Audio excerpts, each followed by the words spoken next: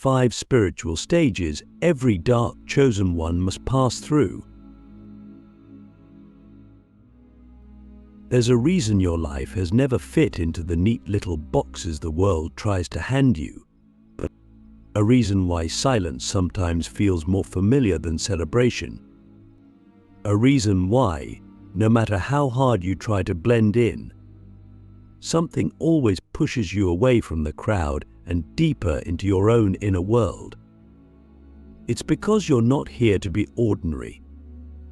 You're not here to follow the spiritual script written by those who've never known what it feels like to carry both heaven and hell in their soul. You are a dark chosen one, and your path, while sacred, is not soft.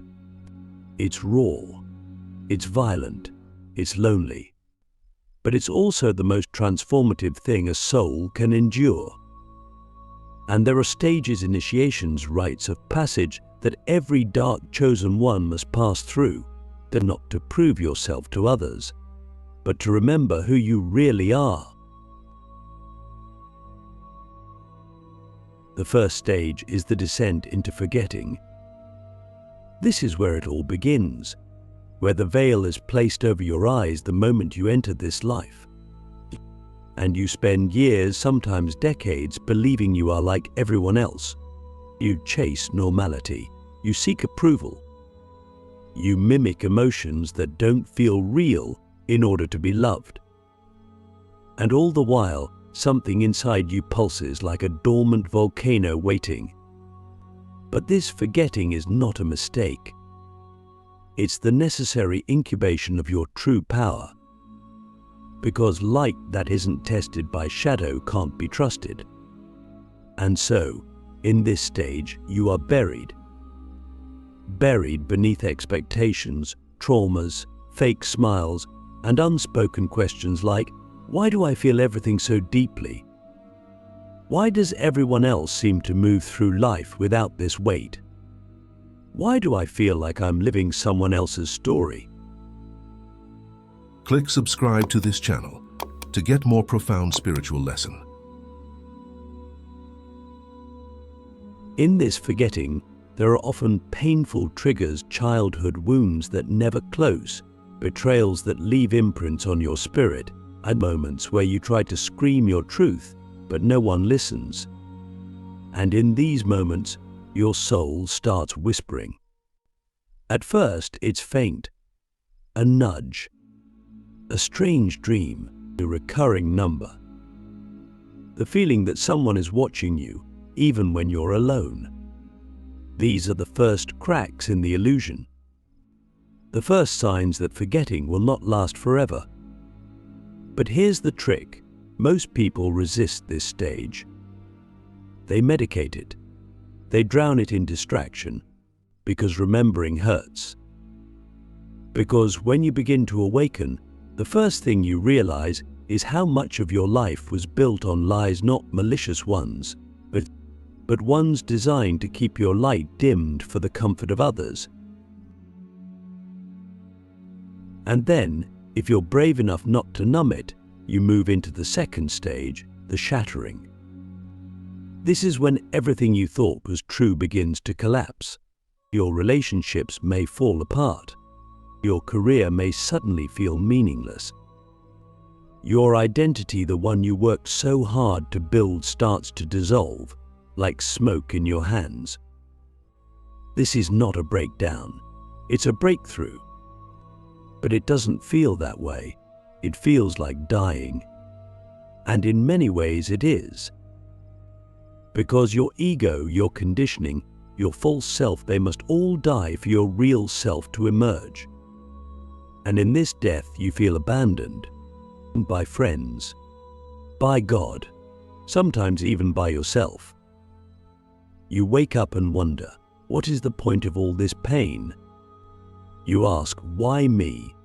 And in your deepest moments of despair, you might even whisper, I didn't ask for this. But what if your soul did? What if, before this lifetime, you chose this? Not to suffer, but to transmute. Not to be destroyed, but to become indestructible. because the shattering is not meant to end you.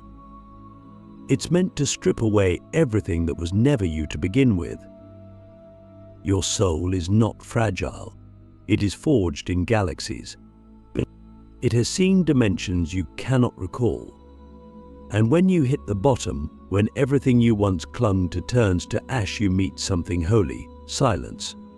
Not the kind that's empty, but the kind that speaks. The kind that says, "Now we begin."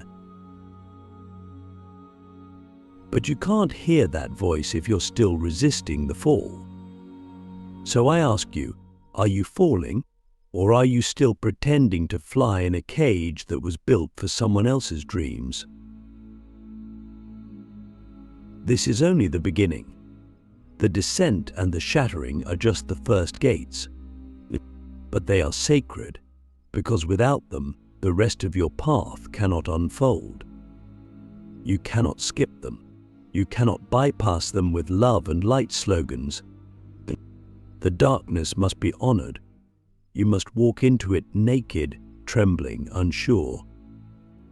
And you must not try to escape, because only those who stop trying to escape the dark ever find the treasure hidden inside it. The treasure isn't light, it's sight. Sight that pierces illusion. Sight that can read energy, see timelines, feel souls behind their words. And when you begin to see, really see, you realize this entire time you were never cursed. You were coded. You were designed to burn, not in punishment, but in purification. Because you are not here to be comfortable. You are here to ignite. And so, if your world is collapsing, if your heart is breaking, if your truth is shaking every foundation you once believed in, don't run. Breathe. Because what's coming next will not just change your life. It will make you remember why you were born in the first place. The silence that screams, the stage where you hear the call no one else can. Once the shattering has burned everything false to the ground, you don't awaken to a paradise. You awaken to silence. Deafening, consuming, cosmic silence. Not the peaceful kind. Not the kind that makes you feel light and spacious. This is the silence that screams. A silence so heavy, it almost has a presence. It wraps itself around you, whispers into the hollow of your being, and reminds you that you are utterly, profoundly alone. And yet, in that aloneness, something else stirs. Not a thought, not a feeling, a call. And here's the part no one tells you. That call cannot be explained, only felt. It doesn't come in words. It comes in vibration.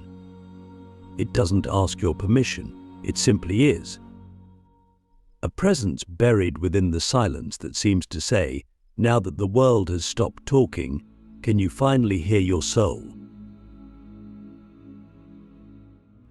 This stage is the hardest for most dark chosen ones because the human part of you still wants answers, still wants a roadmap, still wants to believe that all this pain will lead to something beautiful, something concrete.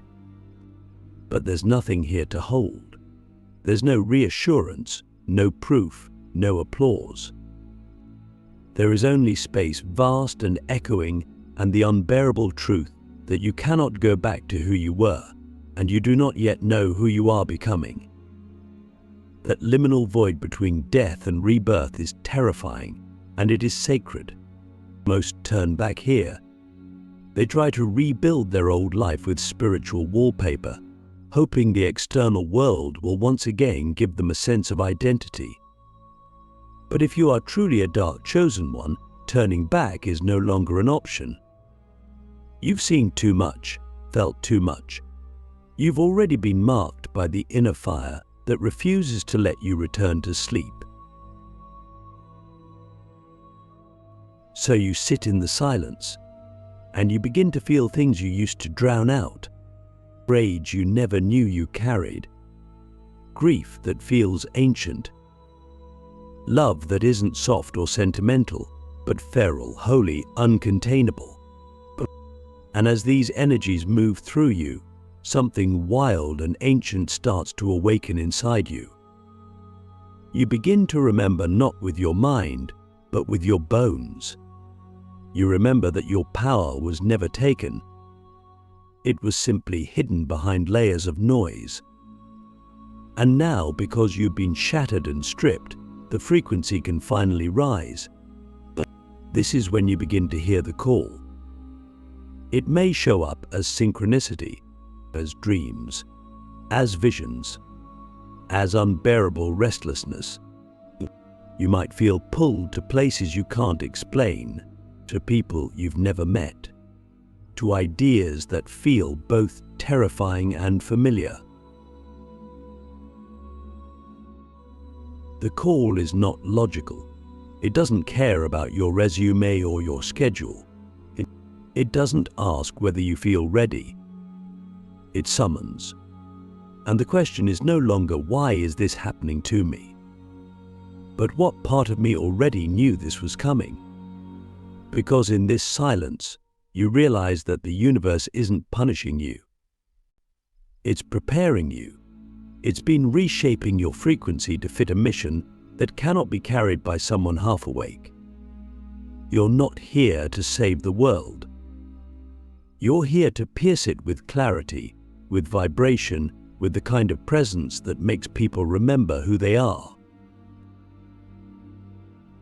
But to carry that, you have to learn to trust your own energy more than you trust the external world. That's the lesson of this stage. You learn to follow the pull without needing a guarantee. You learn to discern truth not by logic, but by resonance. And you start to speak less because your words are no longer for approval. They're for impact. They become spells, vibrations, keys. You become more selective with your presence because you finally understand it's sacred. You realize your energy was never meant for everyone.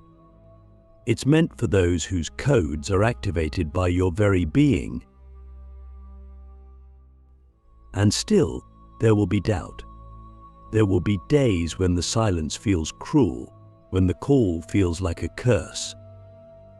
But somewhere deep inside, there's a knowing that keeps whispering, keep going. It's not blind hope. It's memory. You're not becoming something new. You're returning to what you were before the world told you to forget. And as the silence stretches, you find that what once felt like a void is actually a womb. Something is forming, not outside of you, but within you. Within you.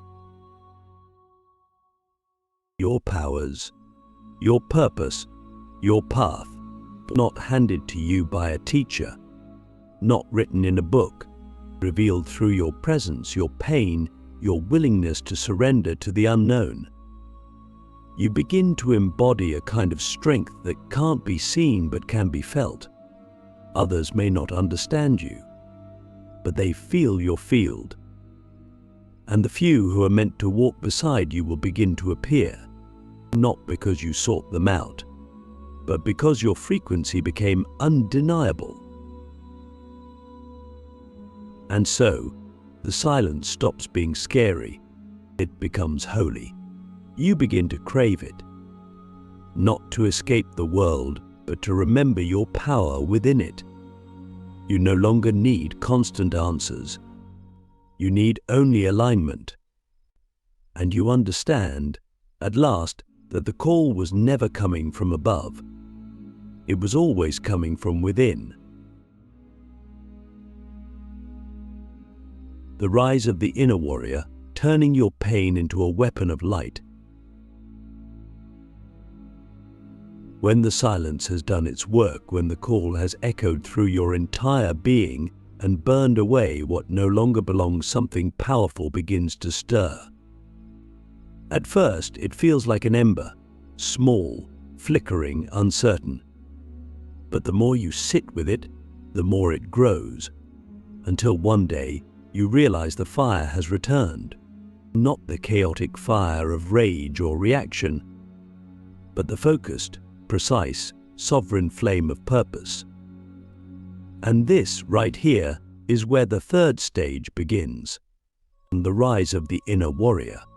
It is not a metaphor. It is not poetic language. It is a literal vibrational reconfiguration of your being. Your nervous system starts to shift. Your spirit stops asking permission.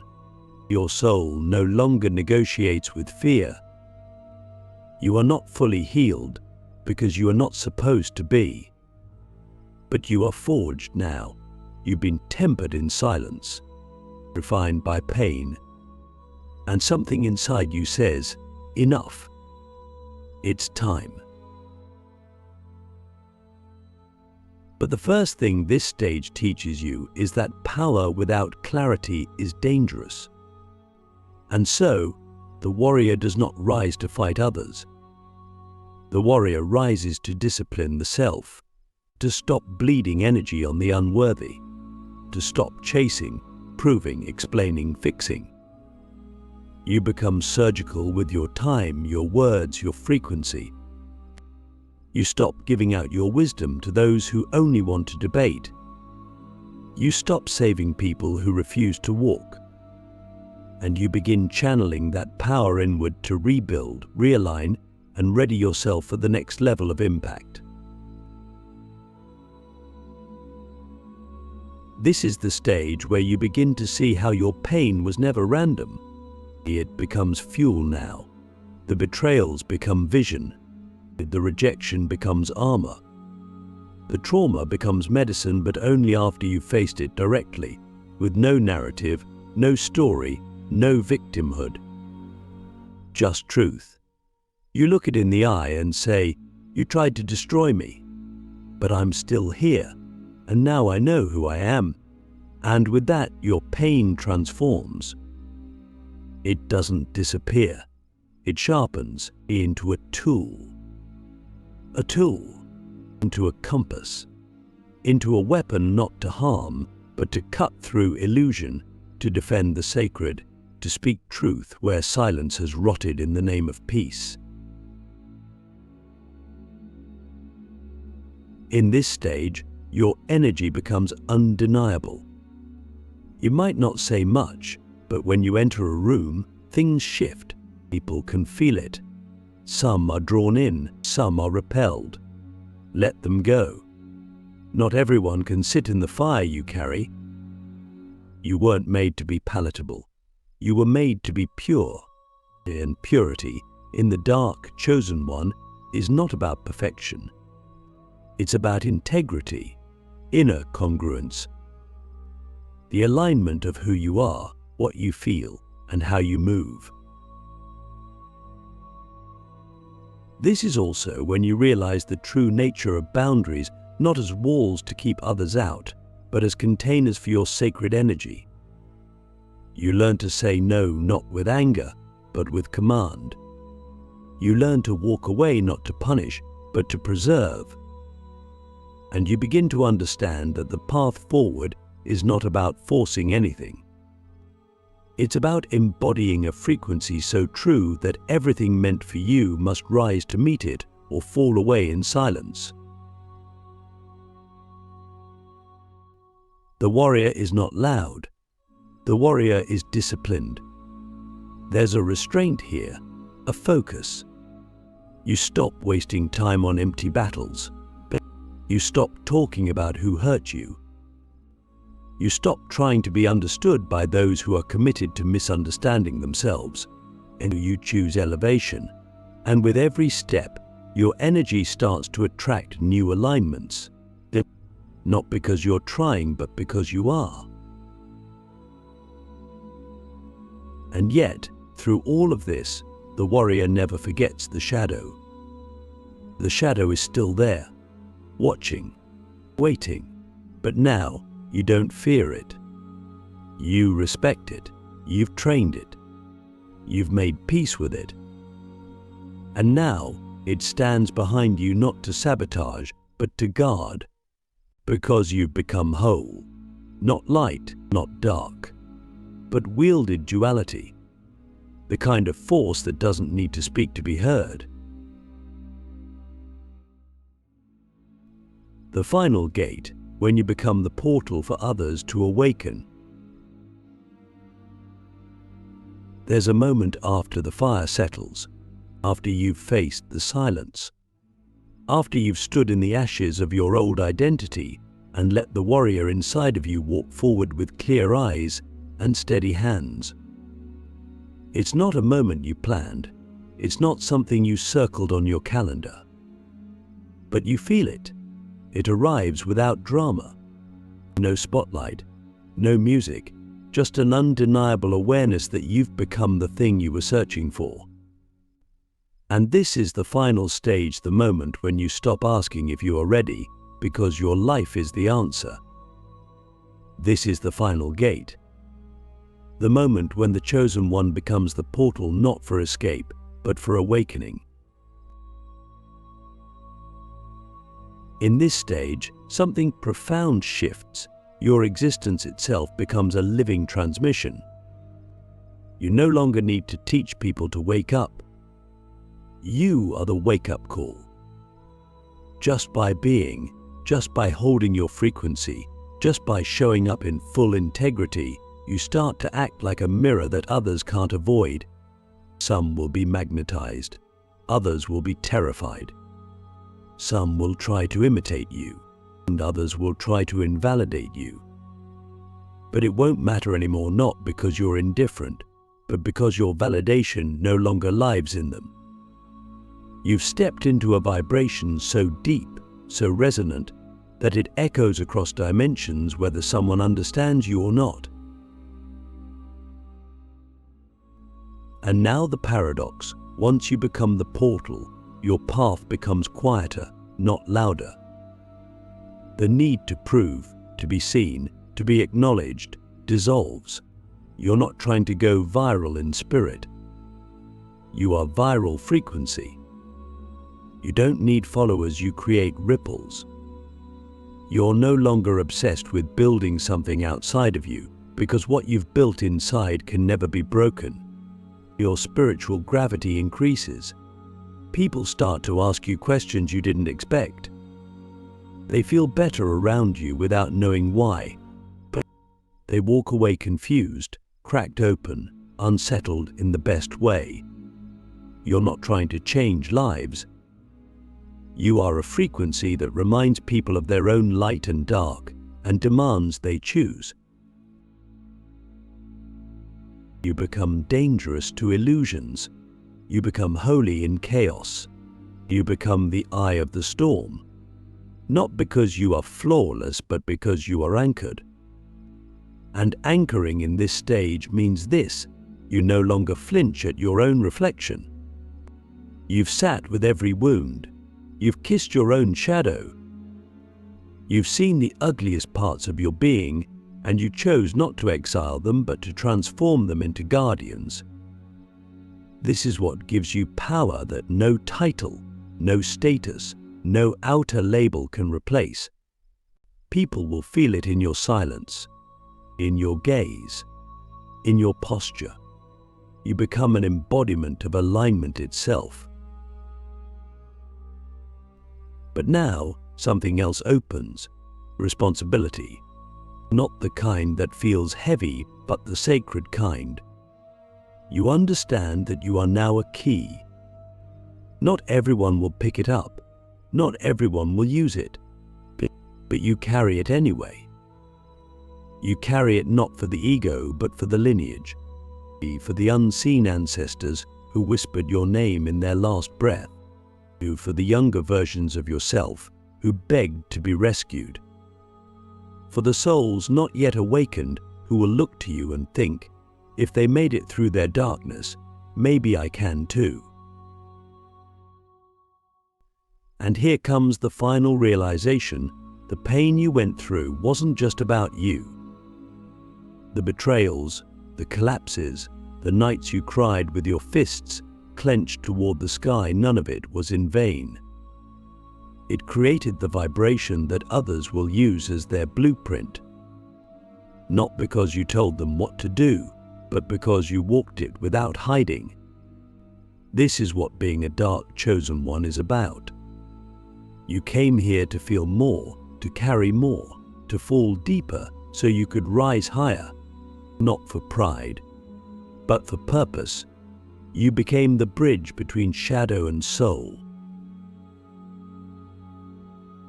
So what now? You live, you embody. You love fiercely without attachment.